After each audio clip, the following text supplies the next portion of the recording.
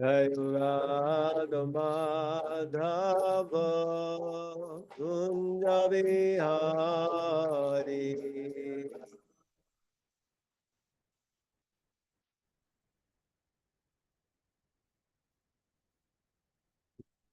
Vijanavalabha Girivardhari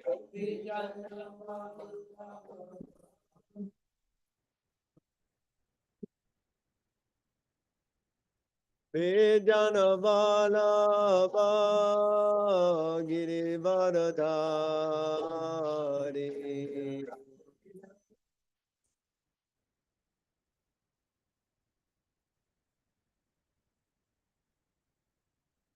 Yashoda Nandana Braj Janaranjana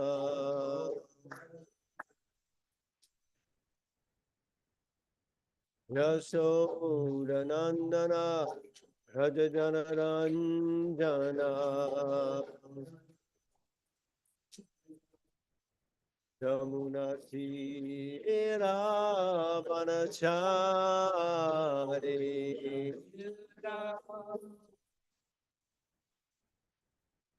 Yamuna Tira Vanachari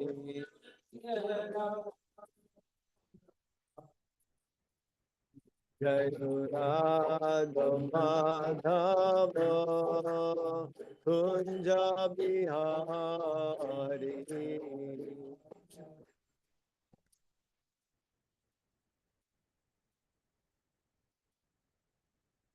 Jai Radha Madhava Kunja Bihari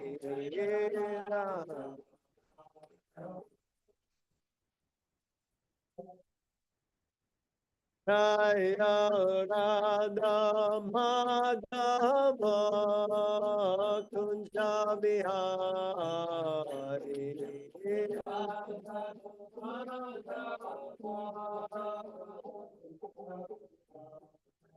Jai Radha Madhava Kunja Bihari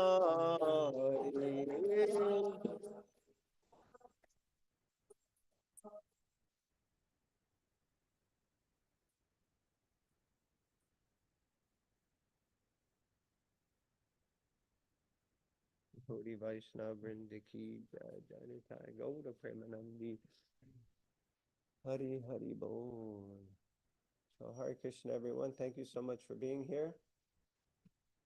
So many wonderful devotees also here in the temple room, but no one to run the other camera. So we are just going to go ahead as we are. So I hope everyone can hear me okay. Yes, Prabhu. Perfect. Thank you, Swami. So I'll just share my screen. Please bear with me for one moment. Let's see how this will work. Having some technical difficulties this morning.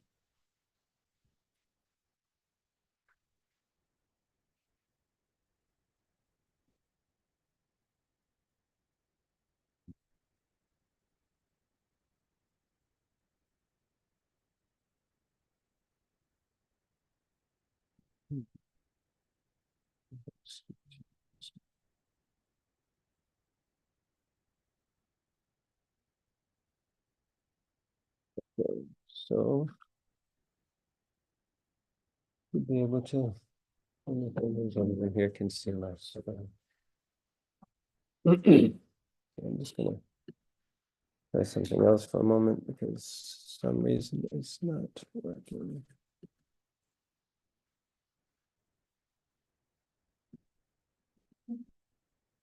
Do that. It should stop, but it doesn't.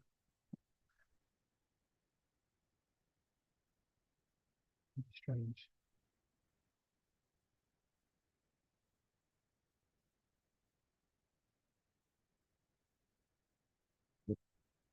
Okay.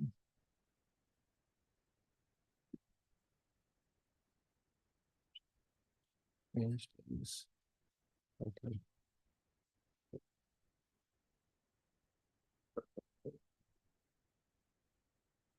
My apologies, everyone. Just having unfortunate technical difficulties here in the temple room. So just share my screen.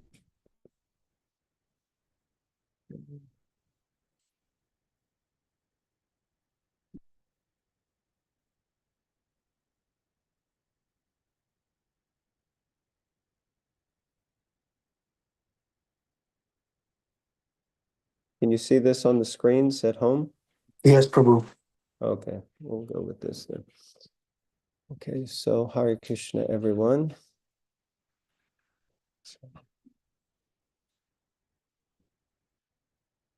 Some days you just wish you didn't have technology. This thing is right in the middle leg and I can't move it anyway.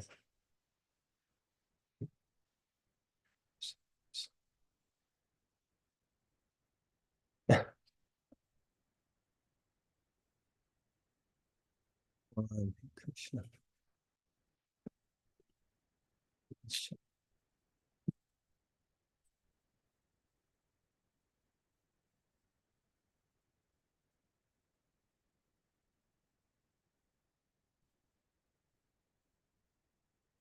A little bit better. Okay. So Hare Krishna, everyone. So today we're going to be reading from the Srimad Bhagavatam, 10th canto, chapter 84, and the texts 10 and 11. And this is Krishna glorifying the sages. So we'll start with the invocation, so everyone can please eat. It's not moving. Okay.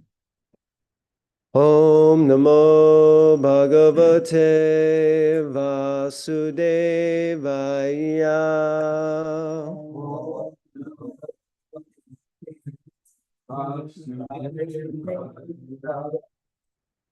Om Namo Bhagavate Vasudevaya.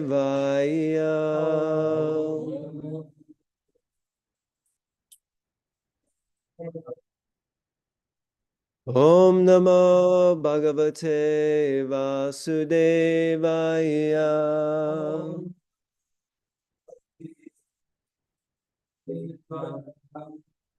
Kim svopatapasam ninam acharyam deva chakshusham darshana sparshana prashna pravapadarchanadikam. Translation. How is it that people who are not very austere and who recognize God only in his deity form in the temple can now see you, touch you, inquire from you, bow down to you, worship your feet, and serve you in other ways? So next verse, 1084:11. Nayam mayani tirtani. I don't know, should we do the repeat? So many people on the... We can do it? Okay. Nayam mayani tirtani. Nadeva mrichchila mayaha. Te punantyura kalena. Darshanare vasadavaha. Nayam mayani tirtani. Nadeva mrichchila maya. Tun punantyura kalena. Darshanare vasadavaha. Someone else would like to repeat. Nayam mayani tirtani. Deva mrichchilamaya. Tempunanchulu kalena. Darshanare vasadavaha. Nayam mayani tirtani. Nadeva mrichchilamaya. Te punantyura kalina darshanadeva sadhavaha. Ladies would like to try?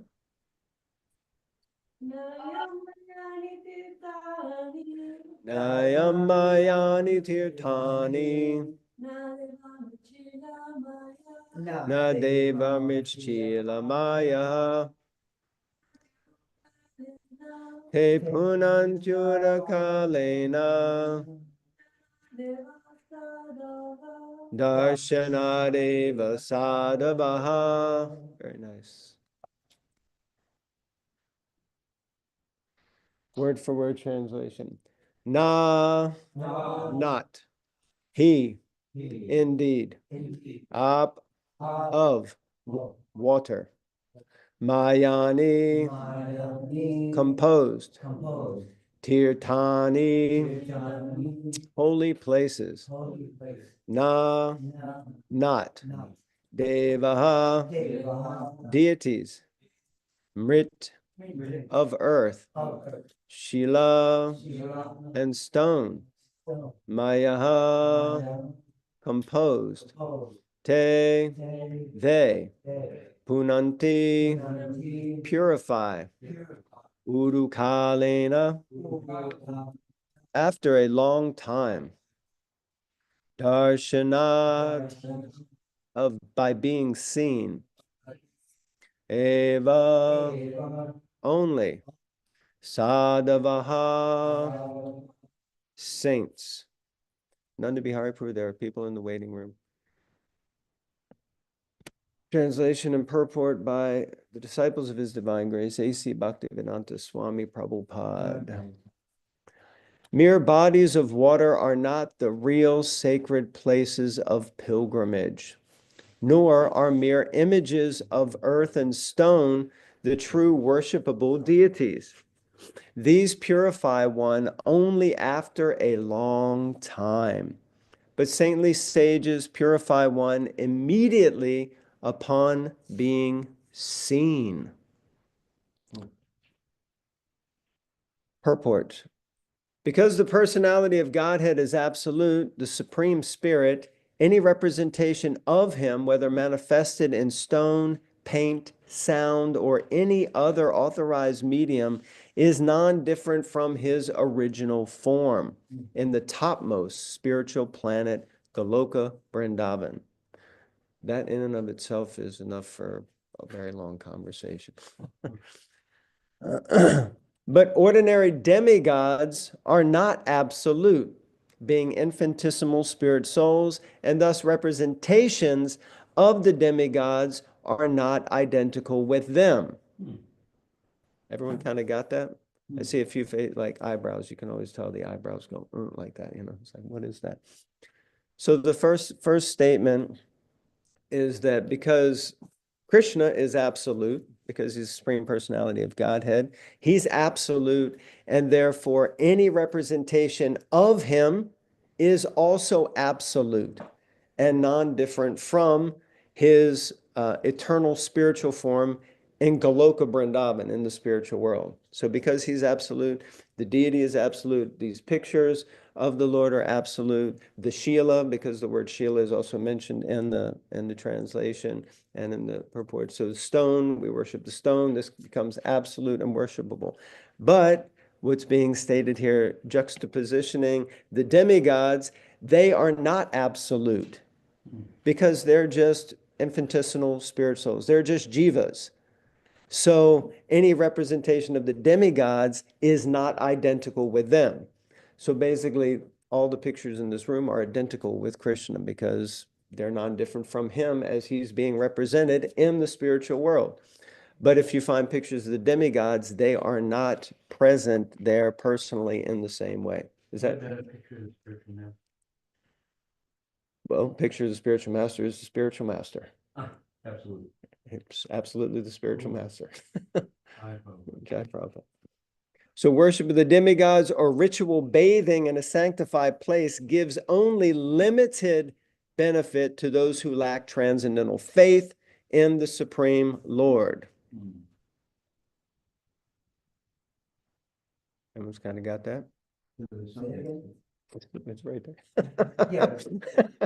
Worship of demigods or ritual bathing in a sanctified place gives only limited benefit to those who lack transcendental faith in the Supreme Lord. So what's the opposite of that? What is being said? That's what I would understand from that. So if you have limited faith, worship of the demigods, because of course, Krishna also says that if you worship the demigods, you worship me, but in a wrong way, limited way, like that. But the point is that if we have deep faith in the Supreme Lord, then of course, if we offer obeisances to Lord Shiva, if you're worshiping Lord Shiva for the purpose of getting some specific benediction from Lord Shiva, then that's going to be limited in some way. But if we're offering obeisances to Lord Shiva as the gatekeeper of the holy Dham and begging entrance into the holy Dham to serve Krishna, then that's a completely different act of worship. Yes or no? So it's really about our consciousness and faith and understanding who Krishna is and how all these personalities or different things are related to him. Okay. Certainly this computer is not absolute or connected to Krishna in any way. Okay. So the purport continues. On the other hand, great Vaishnava saints, so now we've had Krishna, we've had the demigods, we've had sacred places for taking bath, and now we're looking at, on the other hand, great Vaishnava saints like Vyasadeva, Narada, and the four Kumaras are always absorbed in Krishna consciousness, and thus they are veritable moving tirthas. So they are literally holy places on legs, on wheels, places of pilgrimage. Even a moment's association with them, especially by hearing their glorification of the Lord, can deliver one from all material entanglement, as King Yudhisthira said to Vidur. So what is this saying? What is being stated here?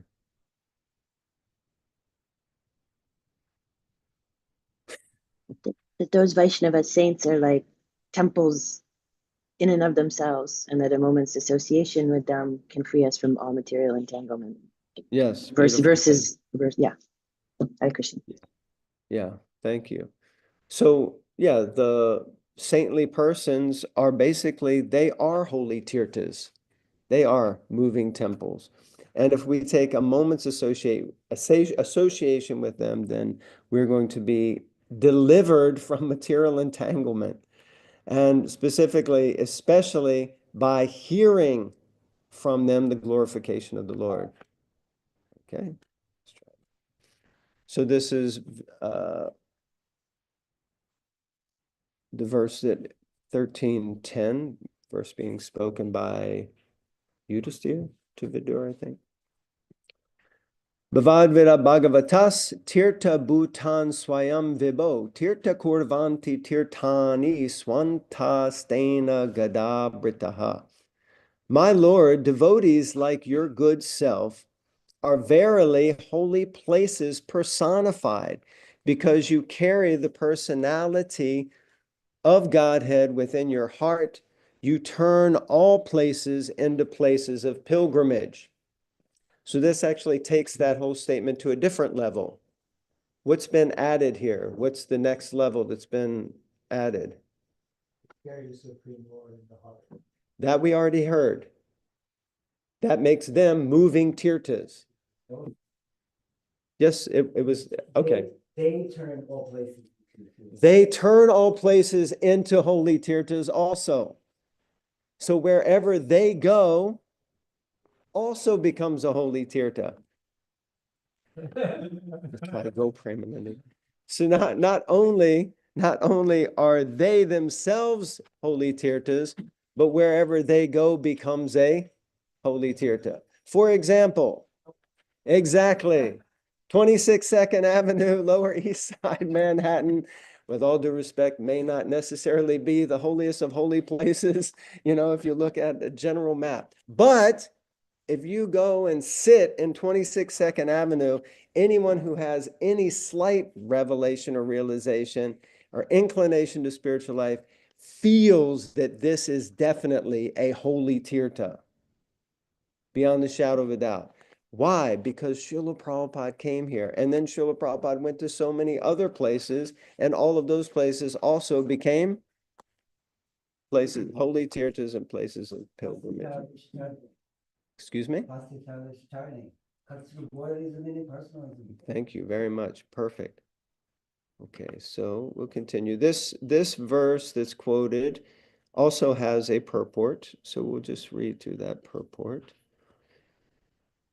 This is purport to 113.10. A pure devotee like Vidura always feels the presence of the Lord everywhere. He sees everything in the potency of the Lord and the Lord in everything. So this starts to explain a little bit about how and why they're carrying the Lord in their heart, as mentioned, but they're also seeing the Lord everywhere. They're seeing everything as the potency of the Lord. Everything is a manifestation coming from Krishna, and therefore they're seeing the Lord as everything. Just like devotees, when they would walk with Srila Prabhupada on his morning walks, he would often point at different things and completely bewilder the devotees, because they would be like, he would say, "What is this?" Like there was one point they were walking, I think, in Regent's Park or some park, and they saw bird stool on the ground. And Prabhupada said, "What is this?" And they were like, "It's bird stool, Prabhupada." And he said, "Yes, but what is it?" Always searching, because we may see something with our material vision, but he wasn't seeing with material vision. He was seeing with Krishna vision. So he was seeing something else. And then anyone remembers what he explained that was? Yes. He said, see the birds, they hear a lot. They come here often, and they think they're going to sit in this tree and they're going to be happy forever. No. Yeah. The tree will die. They will die. Yeah. Not a very good understanding that Yeah. will give them shelter from death. And he said that even the birds get attached. They're attached to this branch. And they come every day and they sit here, and you can see by the bird droppings that this is where they become attached. But they will also die. Then another time he poked his cane on a puddle that was covered by ice, and he said, "What is this?" And the devotee said, "It's ice, Prabhupada." And he said, "Yes, but what is it?" Anyone remembers that comment? He said, the nature of water is actually liquid. He said, so this is the perverted nature of liquid, just like the jivas in the material world. Our true nature is to be spiritual, but actually we're in the material world, and therefore we have become perverted to thinking we are the material energy. So like this, Prabhupada wasn't seeing with the same eyes that we're often seeing with, because he's seeing Krishna in everything. This also reminds me about the universe where the state sees with equal vision, everything related to Krishna. Absolutely. He sees all living entities. Everything. Yes, yes. The holy places all over the earth are meant for purifying the polluted consciousness of the human being by an atmosphere surcharged with the presence of the Lord's unalloyed devotees. So this is saying that holy places are holy places because of the Lord's unalloyed devotees. If anyone visits a holy place, he must search out the pure devotees residing in such holy places, take lessons from them, try to apply such instructions in practical life, and thus gradually prepare oneself for the ultimate salvation, going back home, back to Godhead. I always appreciate Prabhupada's perpetual use of the word gradual. He makes it very clear this is not a process that's going to happen overnight or be very quick. Although he also says in many places that it can happen in a second. You can be like transported. In the last class that you gave with him, giving the class. In that same class, he said, Yes. take 1 second. Then Yes. he goes, it takes time. Yeah. Right in the It same can class. happen in 1 second, but for most of us, anyone here has experienced that it's a gradual process? No one raised their hand, so obviously I'm the only one. Great. All the rest of you are exceptionally advanced, already back to Godhead. To go to some holy place of pilgrimage does not mean only to take a bath in the Ganges or Jamuna, or to visit the temples situated in those places.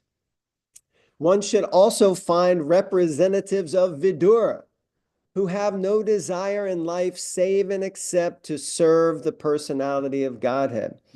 The personality of Godhead is always with such pure devotees because of their unalloyed service, which is without any tinge of fruitive action or utopian speculation.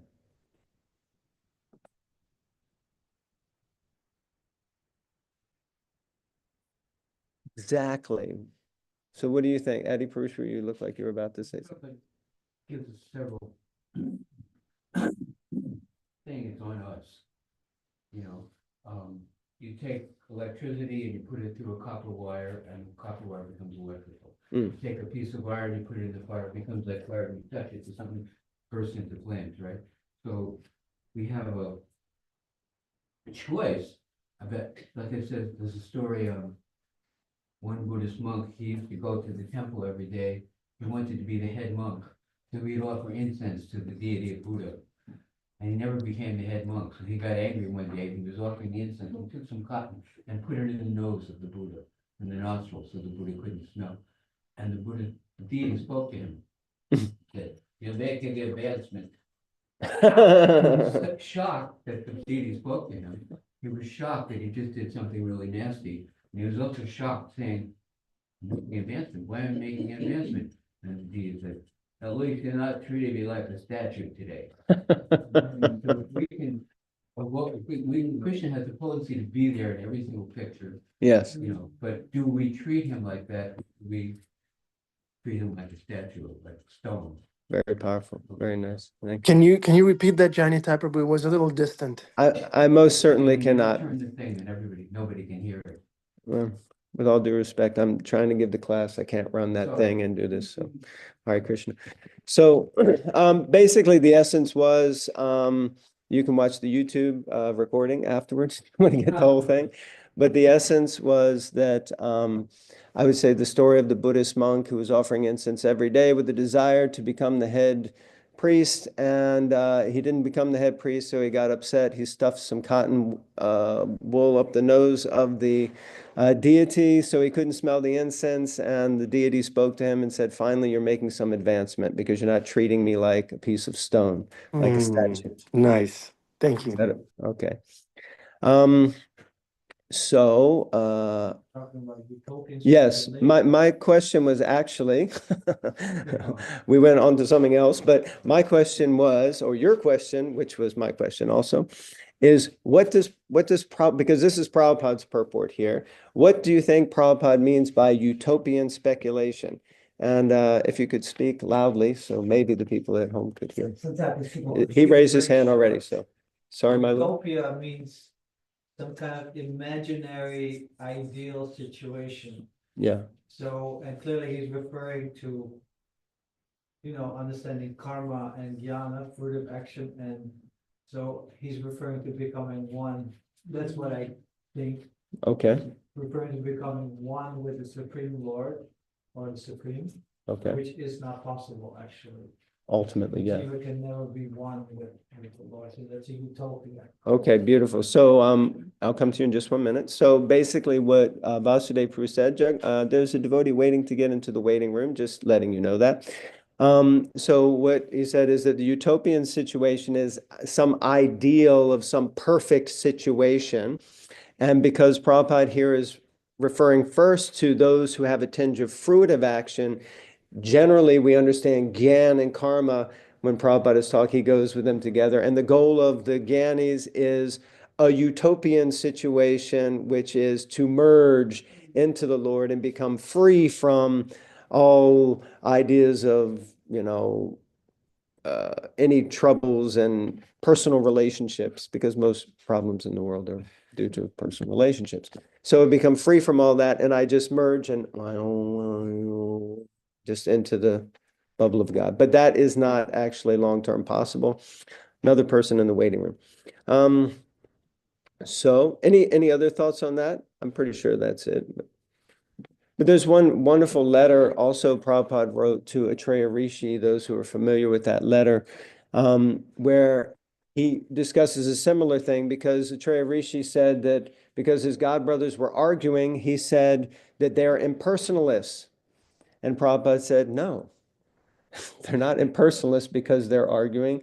Because they're arguing, that means they are persons, because everyone is an individual with individual leanings towards different things. So naturally, there will be disagreements. He said, but if we think that there's going to be some utopia, that is impersonalism. To think that there's going to be some place where everything is perfect, that is utopia. And then he says, even in the spiritual world, there's not utopia like we think of utopia. And then he says, even in the spiritual world, there is envy. But that envy in the spiritual world is not the same as material envy.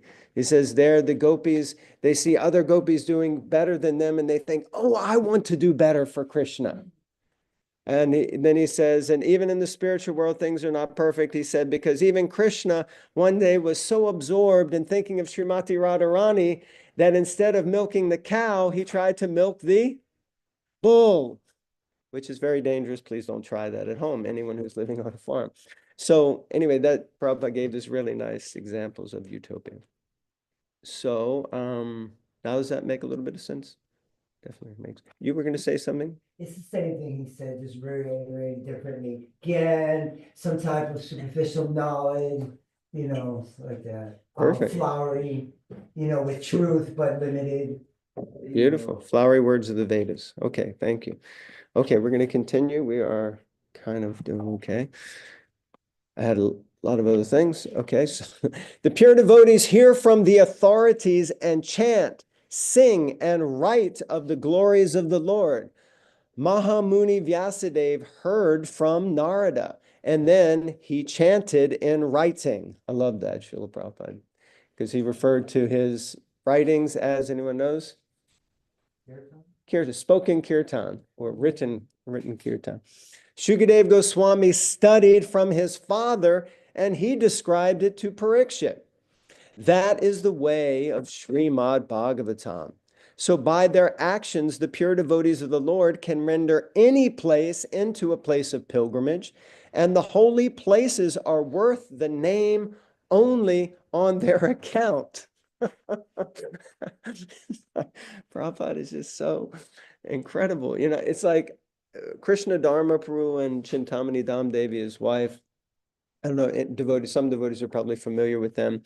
But at least in the UK, they started a whole thing with how to read Prabhupada's books and how important it is that we actually read Srila Prabhupada's books. I was with a devotee yesterday, and he was saying that his Guru Maharaj said to him, we take a vow to chant 16 rounds, and basically devotees who are sincere, they chant their 16 rounds every day. At least they pull 16 counter beads down every day.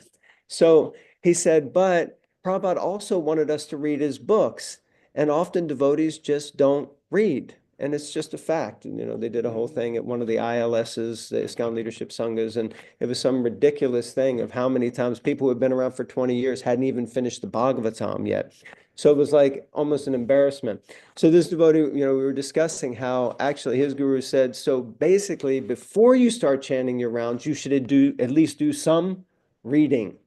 And sometimes we think you have to read an hour a day, which of course was a quote given by Prabhupada, but then people can't read an hour. So instead of reading an hour, they read 0. So it's like all or nothing.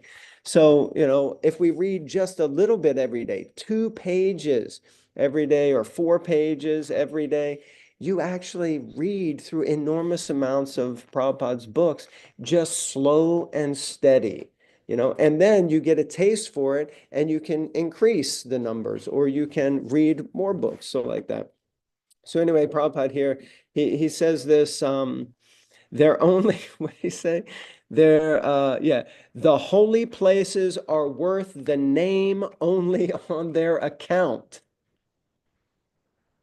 What do you think Prabhupada means by that? Prabhuji, what do you think? Jagannath Priya. Oh, sage. It's very superficial. It's superficial. It's Okay. shallow. It's shallow. It's temporary. Your one. It's not my line, it's Prabhupada's line, but he says that any place of pilgrimage, the holy places are worth the name only on their account. I guess Because of the presence of pure devotee. Because of, Itself, it's only because of the association of the. yes, very nice. So otherwise, what does, you could say, what does Vrindavan mean? What does Radhakund mean? I mean, it's quite a bold statement to, that basically a holy place is only as good as the name on the account, which is what Venu Madhuri was saying, that it's like, it's not of much value unless when you go there, you associate with the devotees. It's very quite. It's how you're able to absorb it, and that's because Prabhupada's mercy or the Yes. I remember the first time when I went to Vrindavan on Yatra, and I mean, my first time to Vrindavan was a little traumatic, actually, because it certainly wasn't what I had read about in Krishna book. And I was like, wow, this is, the material senses were overwhelmed with different things, especially, I mean, this was many years back, what to speak of now. It's like almost a super freeway going down the middle of like Vrindavan. So it can be a very intense place.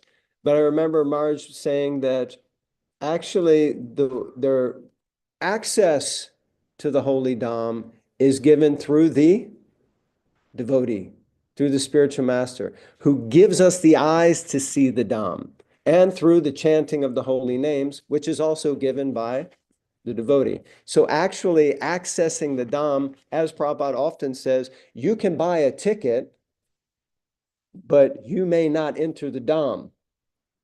You may go there physically, but that doesn't mean you're actually going to be in the Dham. Whereas Bhaktisiddhanta Saraswati Thakur, instead of leaving Calcutta to go to the Dham to leave his body, he said, this is the Dham. And I think Bhakti Tirtha Maharaj, whose 20th year departure anniversary is coming up this year, he also decided to leave his body in Gitanagari, stating the same basic thing, that this is the holy Dham. And I think his statement was that he wanted to also show that in the same way. So, yes, you have a question. Yes, I think hallowed places, like visited by Jesus or Buddha, or how are those considered? Yes. So, I mean, they're also holy places, but I guess the same principle would apply if you go there just to take a selfie next to, I don't know, whatever, like Mecca, or you go to Jerusalem and you just, hi, I'm in Jerusalem, hi, mom, hi, dad. Are you really there? What is the point of going there, and how are you going to gain access to that holy place is through those persons who are living there, absorbed in the holy place, the saintly people who are there. So those are considered, those people are what, semi-gods, meanings, what they're according to the back to.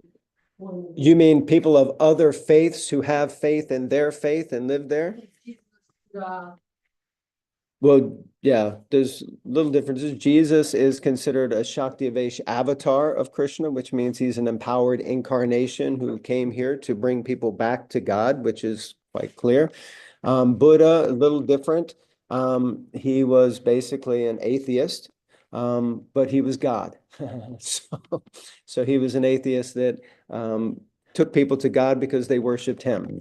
So, but that's a longer story. So basically all of the faiths and all the religions have some connection, and at least Srila Prabhupada would explain the only way they can work is because there's bhakti there. So, and ultimately, actually one of the convincing statements Srila Prabhupada made that I would say helped me to decide to actually join was because I was a little bit like, okay, it's the only way. This is, it's just like Christianity. They think it's the only way to go to God is through Hare Krishna. But then I heard a lecture by Srila Prabhupada where he asked all the devotees, what is first-class religion? And I was like, oh, here we are. I know the answer to that one. Obviously, first-class religion is Hare Krishna, Krishna consciousness. And one devotee said that. And then Prabhupada said, yes. He said, but what else? And then the devotees were like stumped. And he said, any religion that brings you into a loving relationship with God is first class. But the challenge is that a lot of people proclaim to be of a religion, even Hindus, even Hare Krishnas, but they're not necessarily entering into a deeper and loving relationship with God. Does that kind of answer the question? So we got 5 minutes. There's still some more of this purport, but I will open it up so the devotees online can also have something to interact with. I think we kind of got the point. Okay, anyone online or in the temple room have any else they would like to add? Krishna Kumari Devi. Hare Krishna. Thank you. Thank you for, engaging everyone. It's so nice. I had two one was a comment, one's a question I've had for a couple of weeks. The comment was just, of course, the devotees repurify these places.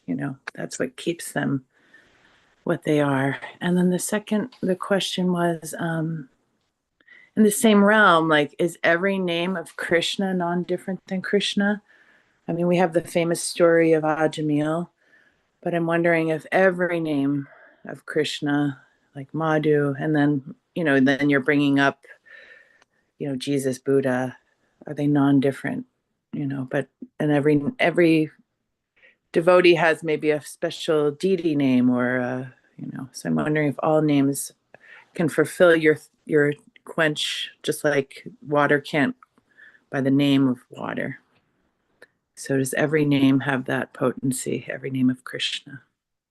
Yeah, Lord Chaitanya already covers this in his Shikshastakam Nam Namakari Bahuda Nija Sarva Shakti. So he explains your holy names alone can render all benediction to living beings. And thus you have hundreds and thousands of names.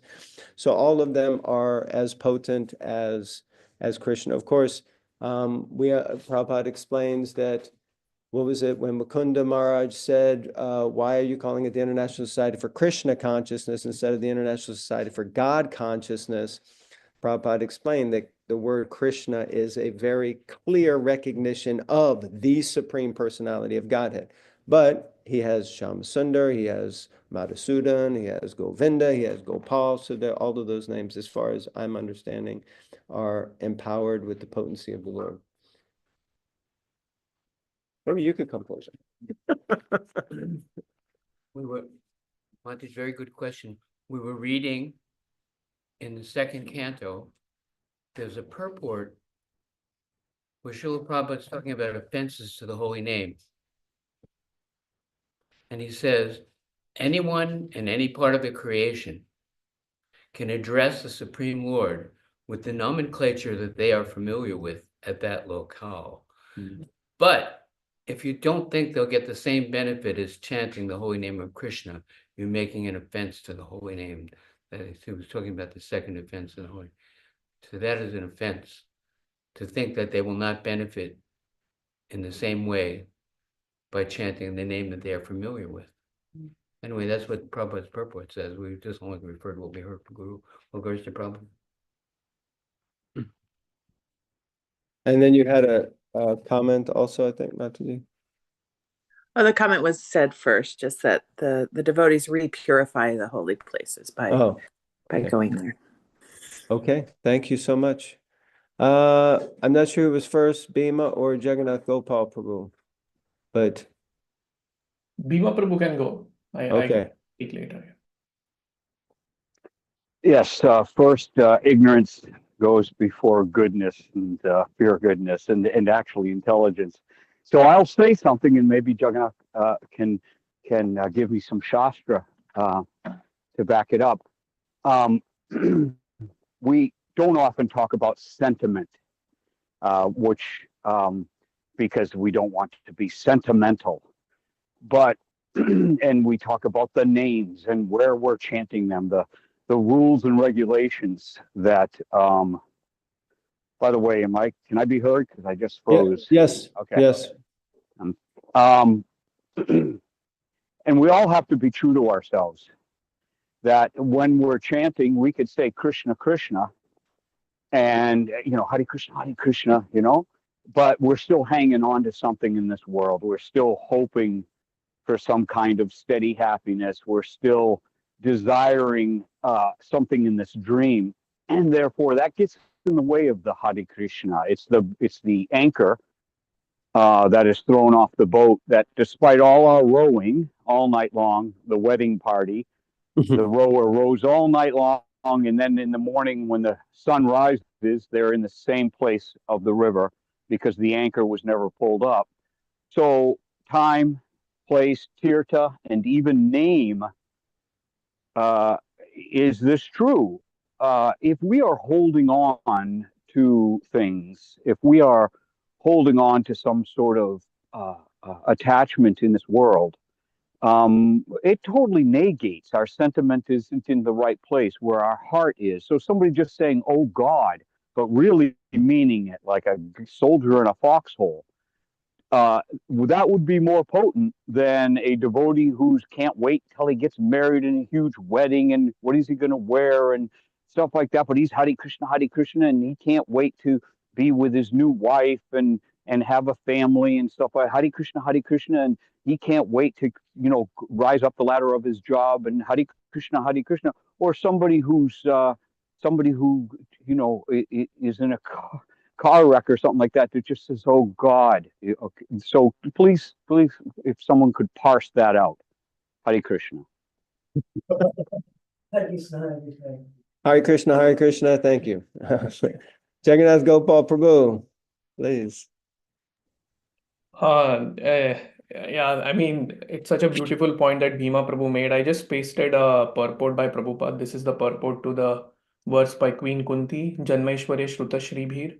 So the sentiment that Prabhuji so beautifully spoke about is actually mentioned by Prabhupada there. Prabhupada alludes to it. He says such materially puffed up persons are incapable of uttering the holy name of the Lord by addressing him feelingly. So Okay. yeah, that's just one thing. I can speak my the thing that I wanted to share later on in the afterglow. Thank you so much for the beautiful class, Prabhu. Thank you.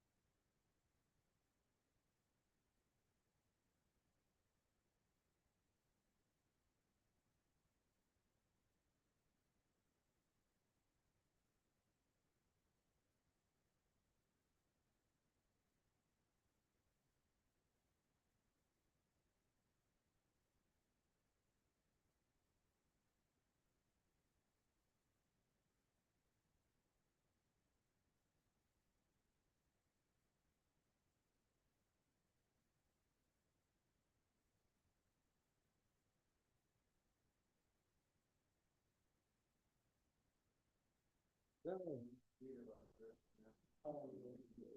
we can obtain pure devotional service. I know the great awe and reverence. By His grace, one can cross the ocean of material suffering and attain the mercy of Krishna.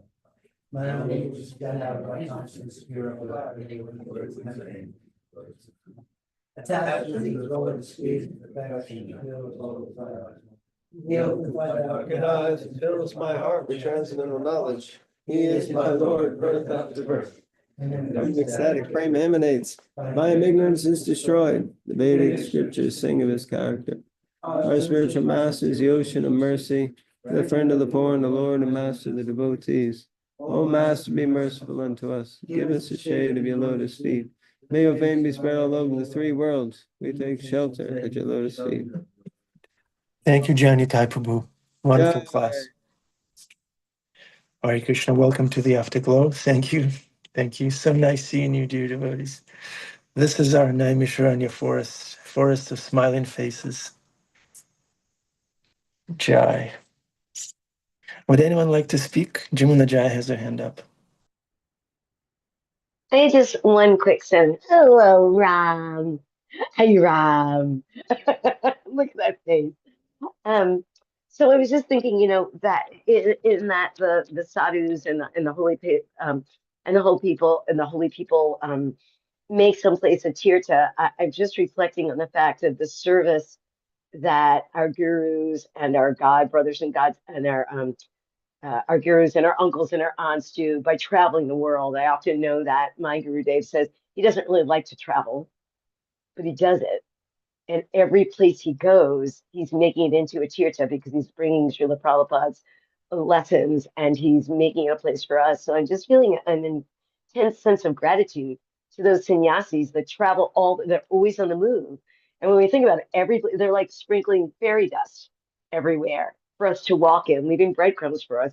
So just really feeling an intense sense of gratitude as we stay in our homes and, travel's fun, but they do it all the time. So as we were speaking, I was just feeling a really intense gratitude for them. And also because we can't always get to Vrindavan, we can't always get to, Mayapur. But because of what they do, we have holy places around us all the time. And so many thanks to them. Hare Krishna. Such a great point, Jamuna Jai. Thank you. Jagannath Gopal Prabhu. So just a small tidbit. So this word tirtha is very interesting. So we usually say tirtha, we translate it as a place of pilgrimage.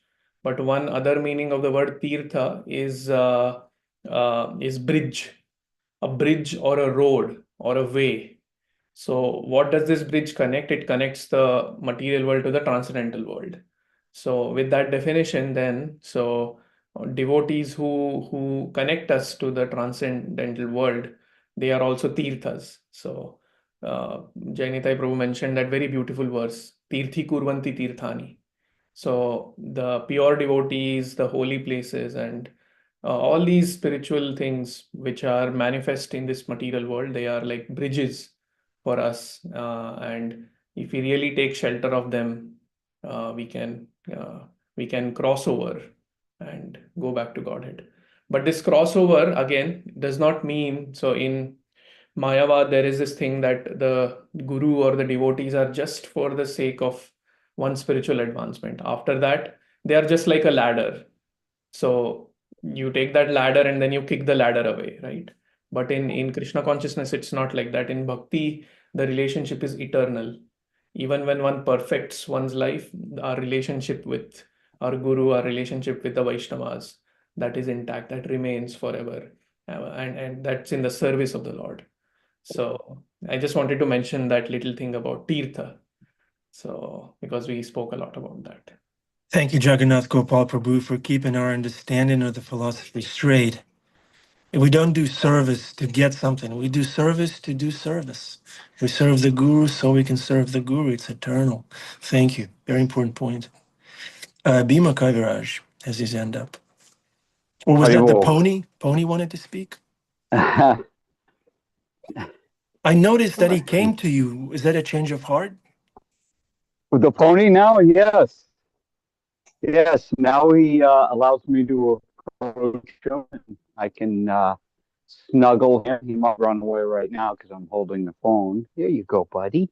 Yeah, it took a long That is time. He's so very much nice. afraid. Wow. Um, He's come a long this way. is sort of like, yeah, it's sort of like the soul. We come, we're afraid. We're afraid of Krishna's affection because the world has treated us so harshly.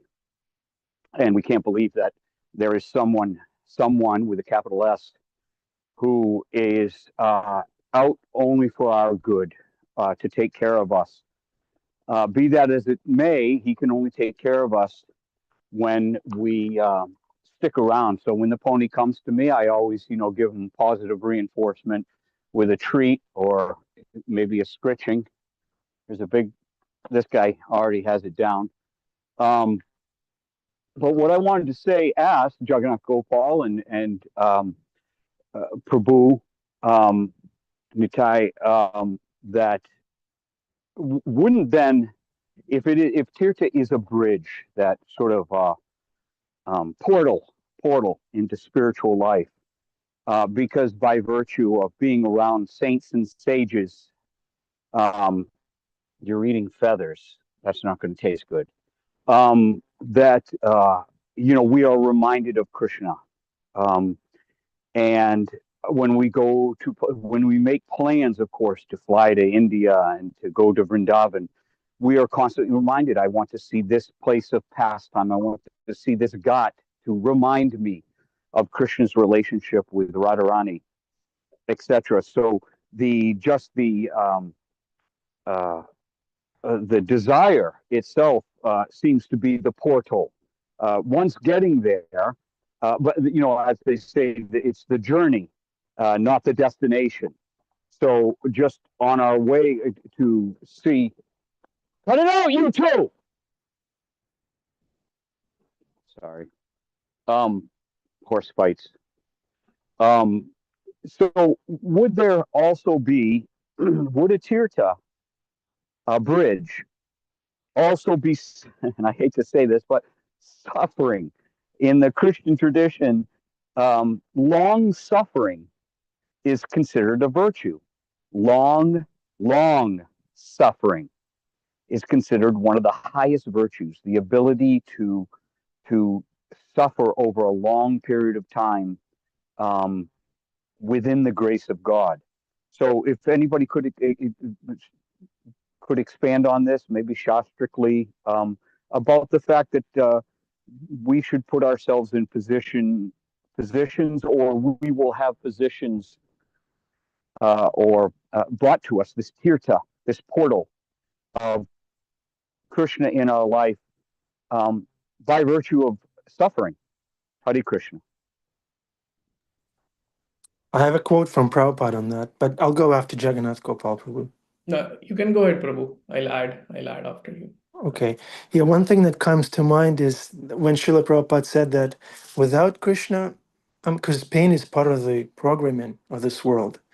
And he says that without Krishna consciousness, without God, without service, guru, without prasanam, all this suffering is meaningless. He said it like that.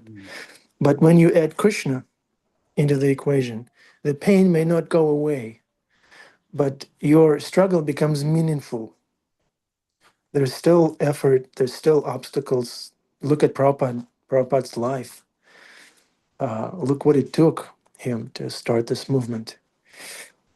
So this struggle becomes meaningful, and like Bhima Prabhu said, becomes, I guess, graceful, like becomes a virtue. Without God, this suffering may not be necessarily a virtue, but it can be a virtue in the sense that it may wake you up and make you question. But Srila Prabhupada says, without service, the suffering is meaningless. I mean, maybe it's kind of good that it's there. The Krishna lovingly programmed pain into this world so we don't get oblivious and get lost eternally. So the pain is there to wake us up and keep us sober. Okay, Jagannath Gopal, finally, please. Yeah, I'm done. No, that's perfect. That's what I was going to say as well. And bhakti is received only by bhakti, So bhakti comes only by bhakti. That's like a famous quote in the Bhagavatam. It comes in Narada Pancharatra, I think. Narada Bhakti Sutra, I suppose. Bhaktya Sanjayatya Bhaktya. So yes, bhakti is suffering can be a catalyst to it, but then as you mentioned, suffering is not of much use. As you said, it will wake us up. It will kind of point to something that, oh, there is something beyond that suffering. But to really achieve that something that is beyond, we need the association of devotees. Without the association of devotees, guru, we can't get there. So that way, bhakti only comes by bhakti. Now, of course, there are certain paths that can get you beyond this material world, like get us in that state of zero by our own effort, so to say, but that is filled with klesha. Klesho adhikarastesham, Krishna says in the Gita. The path of the unmanifest is filled with problems. But there is existence even beyond that equanimity, that Brahman.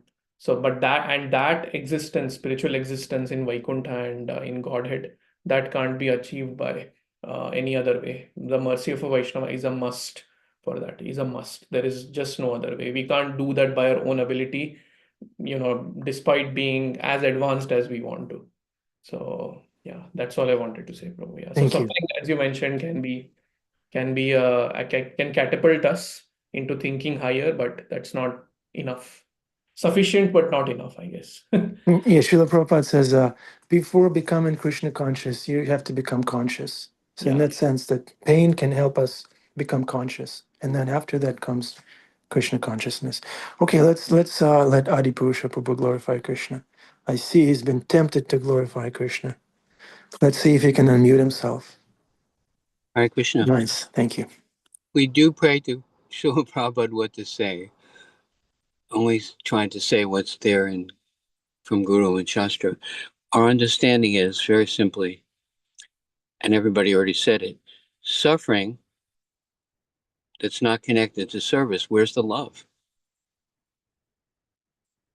If it's just suffering, but it's not an offering of love to Krishna, it's just pain, right? And it's interesting, we have to bring something to the table. You can have prasadam, you can have guru, you can have deities, you can have a tirtha, but if we don't treat them properly, then there's no benefit and there's no offering to Krishna. So we can even make an offense in the holy Dham, or an offense to the holy name, or an offense to a devotee, or an offense to our spiritual master. So we have to bring something to the table. These things in and of themselves have the potential to help us. Krishna's offering, how wonderful. Yeah. Krishna's offering these doorways, but we have to go through them and with the correct attitude and consciousness, carefully. A knife is interesting, can be used in a useful way. Fire is interesting, can heat the house, you can light the house, you can cook with fire, or you can burn the house down. Well, glory to show Prabhupada. Thank you, Adi Purusha Prabhu. Thank you very much, dear devotees. Krishna is wonderful. He is not trying to break us. He's trying to wake us up. Yeah, so let's all get sober and serious about bhakti and relax, because Krishna's got our back. If we do our part, if we throw ourselves in the association with the devotees into the scripture, like Jai Nitai Prabhu was saying, take shelter of scripture, take shelter of the Vaishnavas, of the service of the Guru, and relax your brain.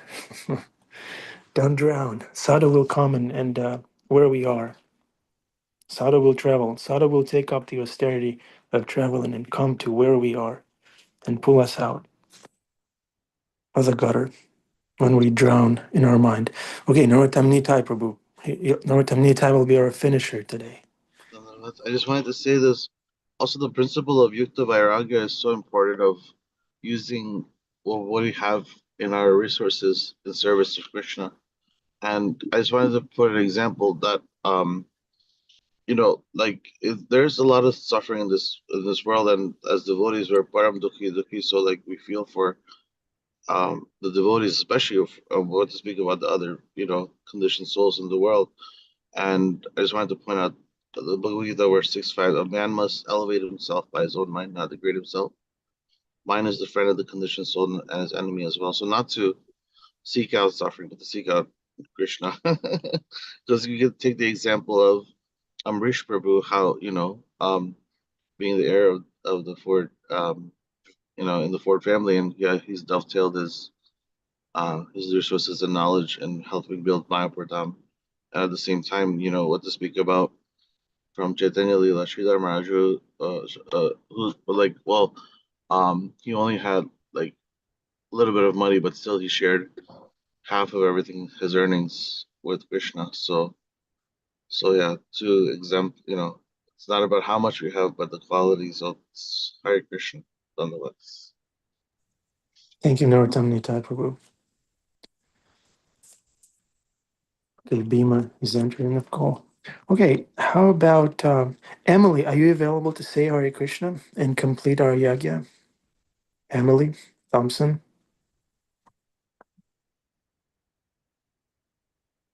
Last call for Emily.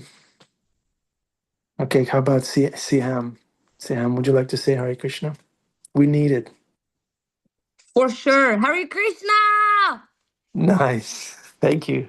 Thank you. Yeah, that's how it's done. Thank you, Siham. Thank you very much. And Emily says Hare Krishna in the chat. Thank you, Emily. Thank you very much. Tat Sat, Haribol, thank you for your support.